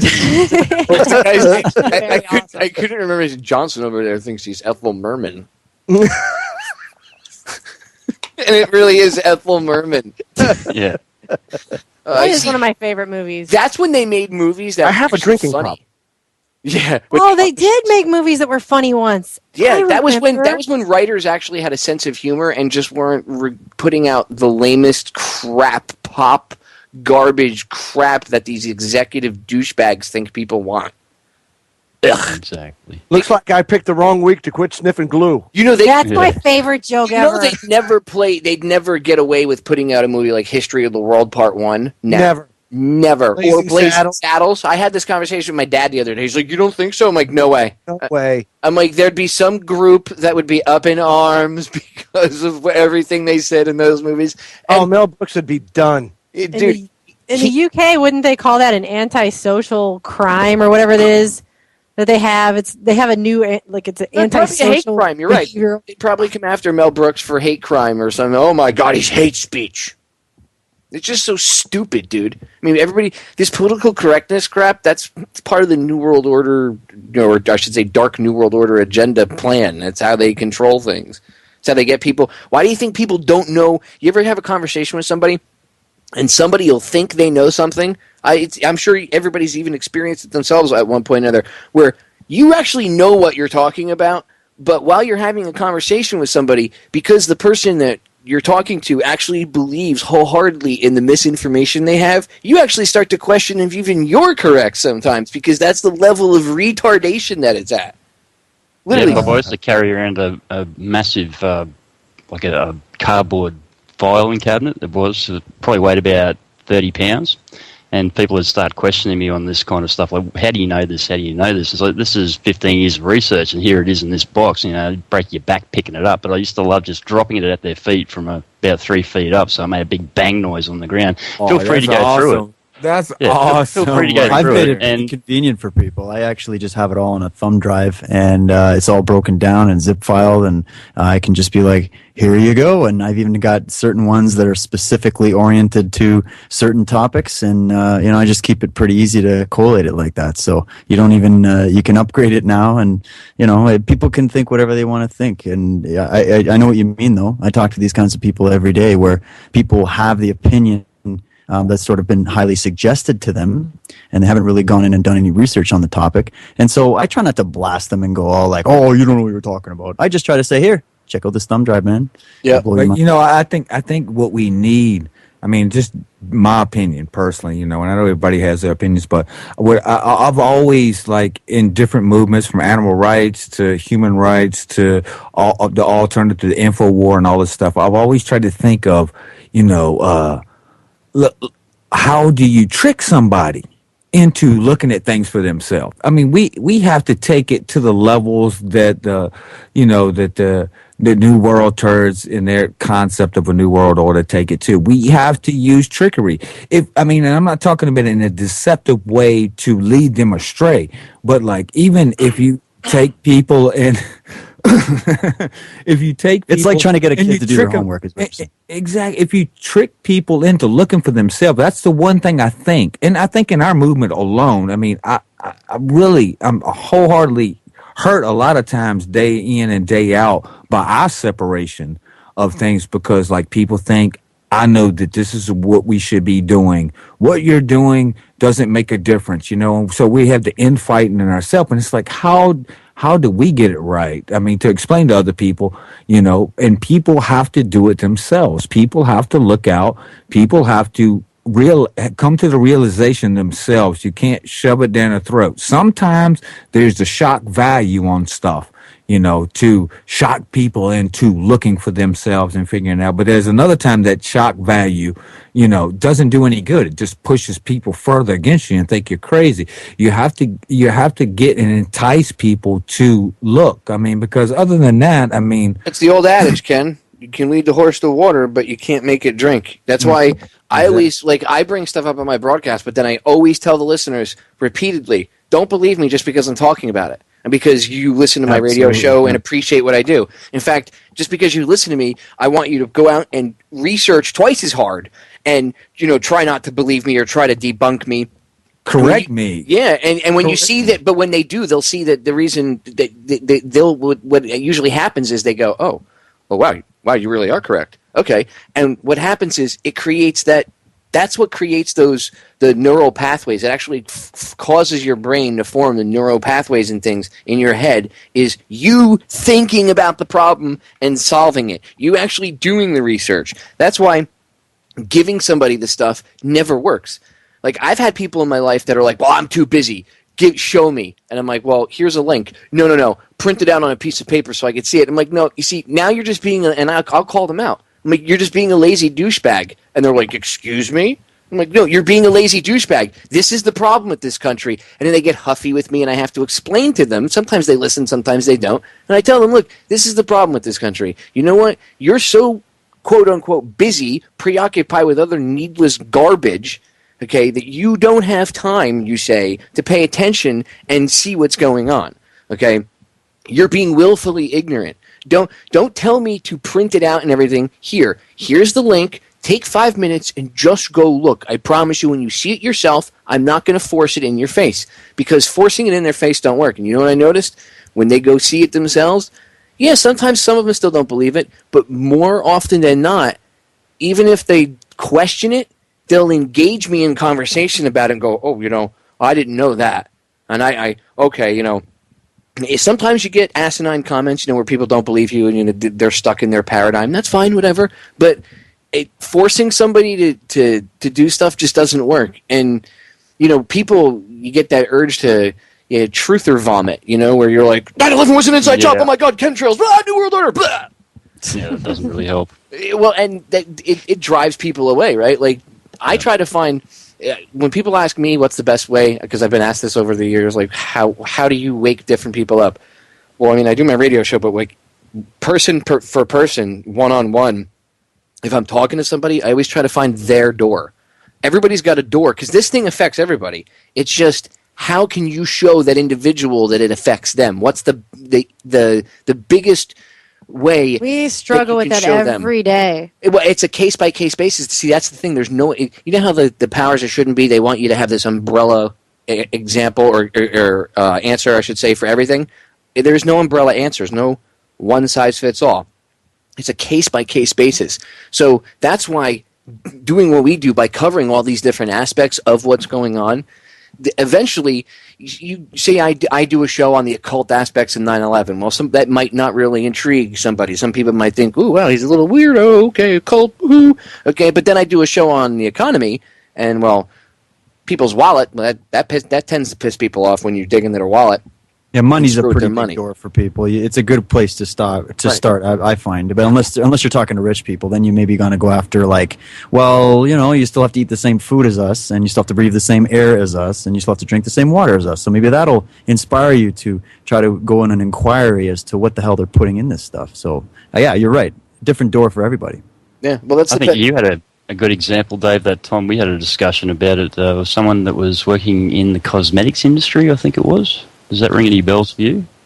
Yeah, no, cosmetic industry. Also, I've had some people that they were into fitness and nutrition because I work in that field. And so usually for me, that's an easy one. As I just start bringing up just a lot of the stuff that's in the supplements. A lot of these guys come into my gym and they just want to get like ripped as fast as they can. So they go out and they buy a bunch of garbage that's just loaded with all kinds of neurotoxins and all kinds of stuff like that. And so what I try to do is educate them right away. And they'll listen to me because I'm explaining it in a way where they'll see that there's a benefit to them. You know what I mean? So that always kind of helps in that regard. And then, yeah, I had some people like with cosmetics, and my wife has done far more research on that than I have. And just there's a book actually sitting up on my shelf upstairs called "There's Lead in Your Lipstick," and it's just there's stuff like that you can give to people and say, hey, you know what? The multi-million-dollar Maybelline commercial that you just saw that makes your lips look all nice and juicy for like 3 months straight. You don't have to put any more lipstick on. Yeah, you might want to go and investigate what the hell they're putting in that, the animal products and all that shit. So most people will, they'll go on that. So yeah, you really have to cast a wide net and do a lot of research, because no matter which door you want to go into, I think at the end of the day we're all walking into the same room, Well, yeah, dude. You're right. It affects all of us on the planet. I agree. Yeah. Well, I'm not trying to just randomly change the subject all of a sudden, but I found the thing I was talking about earlier, so I don't sound like a total moron. It's called the Antisocial Behavior, Crime and Policing Bill that the UK passed last year. Well, it went through the House of Commons, and it's subject to parliamentary scrutiny by the Lords. But it has to do with antisocial behavior policing. And so use of foul language That's antisocial behavior. We're all done. Oh, we're all under arrest. Regularly, I'm going to read this now. I'm on the government's website over there. I'm reading this now. Rowdy behavior, regular repair of your vehicles. So improper use of vehicles is what that's called. If you regularly repair your vehicle, you're repairing it too much. If you ride your bicycle on the pavement, what do they consider? Is there like a subsection? Crap. Is there a subsection of repairing your car too much? I'm sure it's in here somewhere. It doesn't say right now. This all sounds like it's Agenda 21 driven, but go on. And then you go and find out, like last year, for example, they arrested some children for climbing a tree.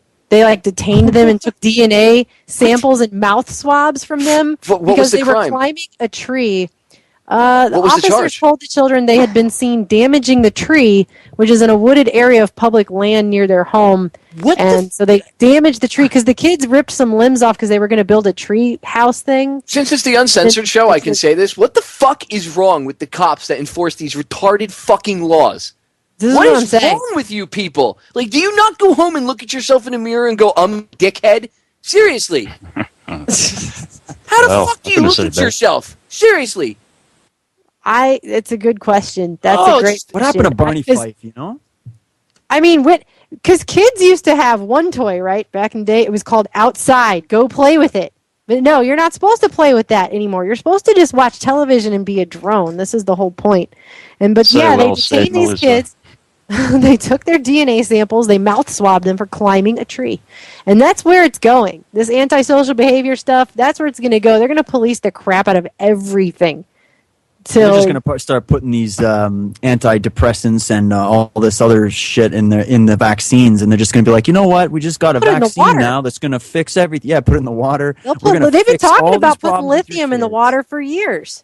And the antidepressants actually are already in the water because so many people take them, and we've got all the wastewater in this country being recycled that it's already in the water. And they've actually done studies to find that the fish off the coasts are committing suicide because of SSRIs in the water. They're actually swimming towards the light and just being killed because they're like, I don't know, whatever, SSRIs. It's insane. So it's like the fluoride is the tip of the iceberg for our water because there's also all the chemicals that are in it for cleaning it besides that. And then on top of that, there's all of the stuff that's being put in the water. Like I had told Joe the other day, when my mom was taking the chemotherapy because she had non-Hodgkin's lymphoma, the nurse told her, make sure you flush the toilet twice. Like if I flush it twice, it magically disappears to where? That's not being, that wastewater is not being treated, recycled, and used again. And by the way, you wouldn't have to flush it twice maybe if we didn't have these low-flow toilets. Thanks. Thanks a lot. But, doesn't flushing it twice beat the whole point of having the low-flow toilet? Does Al Gore have low-flow toilets? Yeah, I'm sure his toilet probably has a turbo on the friggin' thing. We need more turbo power. His bathroom probably uses more power than an average city block. Hey, he must be kicking himself in the balls right now, with all the coldest winter on record. Yeah, where's he at? Yeah. Where is he? I want to know. The pyramids, what the hell? Yeah, he still had that episode where he made the council members go use the low flush toilets and then cast their vote. If only the wheels of justice worked that way. Well, maybe Bad Pig was on that boat that got stuck down in Antarctica in the middle of summertime in the pack. I saw that article, man. So he's not back yet. From what I understand, it's because of global warming that the ice happened. That's what they're saying. Apparently, it got so hot that it got cold. And I understand, George. The White House had John Holdren come out and do a whole White House video reassuring. He sounds like such an asshole, too. I can't even hardly stand. I tried to make a video making fun of it, and it made me so angry I couldn't even do it. Because he sounds like such a douchebag, and he comes out, and the White House sent it out on the official, White House YouTube, because our White House is a reality show, and he's talking about how if people have told you that the cold can't be climate change, they're wrong, and here's why. It's like, why are you telling? Go do something. What do you do? Why are you doing? It's obvious propaganda. It's like so obvious. Yeah, but the whole thing about it is like, we know that they're full of it and they're passing and stuff, but we can't be so extreme that we don't recognize and we take that foolery that they do, carbon tax and all of this crap, that they want to do and trading and all this kind of stuff, and we can't neglect to acknowledge the damage that they are doing with their pollution. That's what I think is the whole terminology thing. They go from global warming. And then when they can't do the global warming thing because, hey, there has been no global warming for how many years now, as far as the global or if, it's been higher global warming during the dark ages, and all of that time. And on other planets, for that matter, that didn't have the man-made global warming like they try to push. They go to climate change, which the climate is changing all the time. So, of course, there is climate change. And there's two extremes there to this debate and this discussion because, one side, understands that they're trying to make money, but yet you got to also realize that, we are polluting and we're junking it up. And that's what I think the terminology needs to be. We need to recognize, like, yes, we are polluting. We're dumping, like, look at Fukushima, 300 tons of contaminated radioactive material in the water. They don't even offer a solution. Their solution is there's pollution, so these companies can still pollute and, like, piss in everybody's cornflakes, basically, right? And keep doing and poisoning the earth. Like, go right ahead, keep doing it. But now you have to, or maybe that company, or probably you, the consumer, because you use something that the company makes, so naughty you person, it's all your fault, okay? It's your fault that they dumped this toxic crap into the ocean. They can't be held accountable for their own actions. No, sirree. If we were taking money and putting it into a pile to, like, somehow put it in the pile, because what is there always this suggestion, look at Gore. That's what I'm saying. Come on, man. How does taxing anybody, how does me saying to you, Ken, this global warming, it's a real bitch. These companies, they're polluting and everything, and you're like, yeah, man, what are we going to do about it? Well, I have a solution. I'm going to charge you money, and then they're still going to pollute and screw the planet up, but you pay me money. And then if you want to, they could do the trade. They can get the green credits and everything. But there's nothing. That's the whole point. They don't even stop them from doing it. They don't, and that's the whole point that we're trying to make too. Is that you can go on Travelocity and make your reservation, and it guilts you before you make the reservation. It says if you want to pay an extra 25 cents to offset your carbon of using this hotel room, and they'll plant a freaking tree, and that tree takes XYZ amount of years to grow, and it might do something 20 years from now that'll help somehow minimally. But if all these mega corporations are still dumping tons of heavy metals into the atmosphere, raining them down, all of the pollutants, all of the, nothing I do personally is ever going to change that. The CAFO feedlots where they're giving all these cattle tons of hormones and antibiotics, and they're giving arsenic to the chickens to fatten them up and all stuff, goes right down into the soils, leaches off into the water, grows on they're spraying the litter on the crops, so it's being recycled there, it's being condensed, you continue to eat. All this stuff just continues to happen over and over and over. No matter how many times I plant a damn tree, that is not going to change anything. And remember back in the 80s when you could buy a little piece of rainforest to save it and just send it $1. Like naming a star. Right, like you. And I remember as a child, because I was a teenager at the time during the early 80s. Right, they mailed you the piece of rainforest that they cut down to you. Here's the chunk of tree that we cut down. They just gave you a certificate saying that this coordinates was your rainforest. And I was like, and now I'm thinking as a kid, can I put a tent down there? Can I go over there and put a tent up on this? You didn't know, Ken? Was that the paper? No, not back then. But what you didn't know was the paper that certificate was printed on was made out of pulp, created from the trees that they mowed down of your little square acre of property of rainforest. So they mowed down your rainforest to make you the certificate to mail it to you. And then, hey, since they did that, they figured they would build this big corporate building on there, and not give you any rent. If you get into the Amazon now, there's like square miles of cleared rainforest with just one little square meter in the middle of it. That and Kenneth's plaques on it. Yeah, that's Ken's friggin' plot of land. Hey guys, I hate to change the subject, but is it cool if I do a quick shameless plug here? We were talking earlier about some solutions to a lot of these problems, and never. What's that? You can't plug. You're fired, Dave. You can't ever plug No. ever. Fire me. It's Scare going to be worth. people so they buy water filters. What's wrong with you? Metadata. Yeah. Melissa Melton, jab into the third, between the third and fourth rib, right to the lung. We're Nice. Go on. Go ahead. Talking Shameless earlier plug. about some solutions and what we can try to do. I came up with two: a road trip and a party. And I'll explain. Basically, a fellow of mine and myself, we got together and we're like, we're passionate about this information. How can we be most effective in Canada specifically to try to get people on board? Because there's not really a big alternative media platform here. A lot of people are out of the loop. So we said, you know what? Let's plan a road trip. And so actually this summer, starting in May, end of May, we're embarking on a road trip, 3.5 weeks. We're going to drive all the way across this country, visiting 11 major cities, and we're featuring speakers from literally, we got guys Skyping in from all over the world. We got 2 live speakers that are joining us. We've got people connecting with us all over the country, and we're kicking it off with a party coming up this Thursday. For those that might be in Toronto listening, it's at Lee's Palace, and it's a party. We've got 3 alternative bands. We got martial art demonstrations. We got raffles. We've got speakers, and we got a DJ that's going to party us right till 2 or 3 in the morning. And we're basically just going to get together and talk about these subjects and share ideas, and that's what we're trying to do with this tour as well. And anybody can check it out at modernknowledge2014.com. And I don't know, I think it's exciting, and I think more people should do something like this, is just get out there and try to start a conversation, whether it's in their community or if you want to even go further and try to stretch it across your state or even maybe who just, get around and start talking to people. So we're excited about it. Brilliant idea, Dave. I think it's a great idea. Solutions. That's what people should be bringing to the table, dude. Solutions. Outside the box thinking.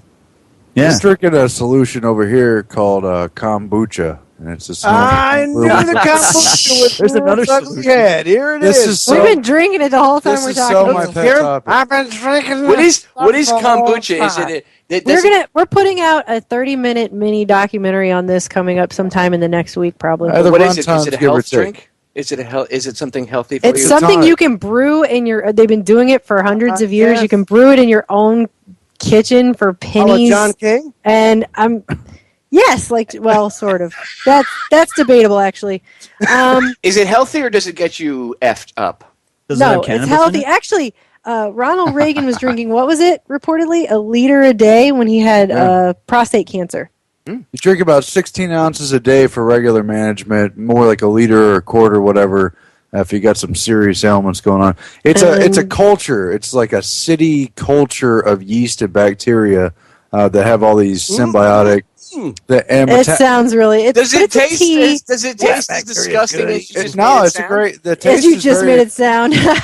It's like a tart tea. addictive. It's really good, and you can add fruit juice and stuff too. It's pretty amazing. They sell it for like $4 to $5 a bottle here. It's all trendy, but you can make it for super cheap in your own kitchen. Trendyville, right? We do. It's like trendy at Gin at 21ville. For like a decade, I paid $3 or $4 a bottle, but I never drank it that often because it was so much. But now we're brewing it here, and we're drinking it every day. It's awesome. It's awesome. We're going to teach everybody every day. Here's what we're going to do. We are going to teach everybody how to do this with the little mini doc thing we're putting together. And then the culture, it's called a SCOBY. It reproduces itself. We're going to send them out to you guys so you guys can do it too. Send it. And actually, when you guys get the video up, to contact me, I'll bring you on the show because this kind of stuff is I love this kind of stuff. Okay, this is an amazing thing that we just found out, and that's why the FDA has been trying to attack it, just like they do with raw milk and everything else. Mm-hmm. Exactly. And so this is another one of those Vitamin things. C. You can't take care of yourself. Look, you shouldn't be able to take care of yourself. You could never possibly know what's good for you. I am a congresswoman or a senator. I know what's good for you. It's not even I don't read any bill before I pass it. And all we need is scientific studies. If a scientific study that was paid for by the government or Bill Gates did not tell you something was good for you, then it's not. You have to have that. You cannot use common sense. You can't do any thinking of your own. It only trust big pharma, trust the government, trust the media. Make a corporation. Did you hear Ken? He's like metadata. Metadata. Yeah, you guys never heard of kombucha, though. You should put it at the top of your list to check out. Is it kombucha with a K or kombucha with a K? Aaron, we're going to send you guys cultures. We've only got about a minute, Aaron. You have to do your voice really quick. Kombucha. It's good for liver. From the bowels of hell comes kombucha, the latest popular drink. Photograph. No, I mean it's got this reputation for detoxifying the liver, and it's loaded with probiotics. It's amazing. And cannabinoids. It's the bee's knees. Well, it's probably going to make you kill whole families. So you better Oh, you're not going to be you're going to be a useless member of society because you have cannabinoids in your system. Children. Yes, it's for the children. Ugh. I'm sorry. I'm getting a little vomit in my mouth whenever. As well you should. A little. I'm sorry. That's dramatic. We're out of time. We have like 20 seconds, guys. Oh, dang. Miss you. Epic show. show. This was one of the best This is one of the best dadgum Hangar 18s I think we ever had, man. Love you all. Hanging with like a pogo stick in quicksand, brother. Thanks, guys. It was great. Great to meet you all, and hope we can do it again.